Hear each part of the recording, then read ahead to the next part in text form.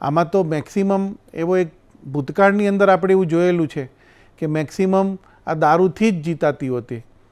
જ્યારે આવો એક સંકલ્પ લેવાય ને હું એમાં ખાસ કરીને કહીશ કે જે ઠાકોર પરિવાર એમણે કીધું દિનેશભાઈએ કે એમના જે આ જે સમાજની અંદર સૌથી વધારે ચલણ છે, આપણે જે નાના નાના પરાઓ જે કહીએ, ધારો કે ઘાટલોડિયા છે, ભીમનગર છે, તો ત્યાં આ પરિસ્થિતિ છે અને સૌથી વધારે જો આનું ભોગવવાનું આવતું હોય તો એ બહેનો દીકરીઓએ આવે છે. અને આજે જ્યારે બહેનો દીકરીઓએ પણ આપણે જોયું કે એ લોકોએ પોતે સંકલ્પ લેવડાવ્યો છે. ઉમેદવારમાં સ્ત્રીઓ પણ છે, મહિલાઓ પછી પણ છે અને એ લોકોએ સાથે લઈને કરાવ્યો છે. આ સમાજનું ખરેખર એક વસ્તુ તમને કહું, એક પરિવર્તન છે અને પરિવર્તન એક મજબૂતાઈ સાથેનું આ ગુજરાત જઈ રહ્યું છે એવું આપણે કહી શકીએ. હોય પ્લસ માઇનસ પોઈન્ટ્સ હોય છે, પણ એક નાનકડો સરખો વિચાર પણ ઘણી વખત મોટું પરિવર્તન લાવતો હોય છે.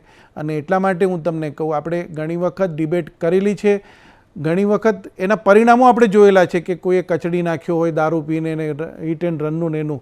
અને એ મને ખબર છે કે એ વખતે હું પણ આ બાજુથી મારી પાર્ટી તરફથી વાત મૂકતો હોઉં છું. તમારો પણ જે અંદરનો જે અવાજ હોય છે એટલું પીડા થતી હોય છે કે આ શું કામ બને છે.